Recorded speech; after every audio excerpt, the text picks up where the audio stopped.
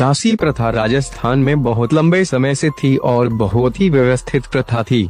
उनकी शादी कैसे होती थी ये बताता हूँ। किसी राजकुमारी के साथ में शादी में जो दासियाँ आती थी उनका विवाह पहले वाली पीढ़ी सास के साथ आई हुई दासी के बेटों के साथ कर दिया जाता था और अपने घर की राजकुमारी की शादी जहाँ की जाती उसमें पहले पीढ़ी वाली दासी की बेटी को भेज दिया जाता था। उस दासी की शादी की जिम्मेदारी बेटी के ससुराल वाले अपनी दासी की बेटी से करवा देते थे। दूसरे शब्दों में जब राजकुमार की शादी होती तो राजकुमारी के साथ आई दासी की शादी राजकुमार की मां के साथ आई हुई दासी के बेटे के साथ कर दिया जाता था और राजकुमारी की शादी में साथ में गई दासियों की शादी की जिम्मेदारी उसके ससुराल पक्ष की होती थी। इस व्यवस्था में दास और दासी के भरण पोषण के अलावा उनके बेटे और बेटियों की शादी अपनी बेटे बेटियों के साथ में ही करवाना राज परिवारों की जिम्मेदारी होती थी। राजस्थान के कुछ जगहों पर ये अभी भी होता है, लेकिन अभी राजपूत समाज के पास इतने भी संसाधन नहीं है कि वो दास परिवार की परवरिश और शादी की जिम्मेदारियां उठा सके, तो अब यह प्रथा बंद हो गई है। वैसे मूल दास परिवारों की तुलना अंग्रेजी गुलामी से नहीं की जा सकती, क्योंकि इसमें पूरे परिवार का भरण पोषण,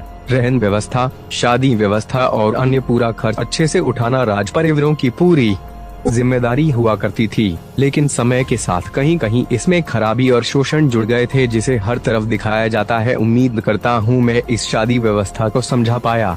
अगर ये जानकारी आपको अच्छी लगी तो उपवोट जरूर करें, जिससे अन्य लोग जो भ्रामक जानकारी लिख रहे हैं वो भी कुछ समझ पाए। धन्यवाद।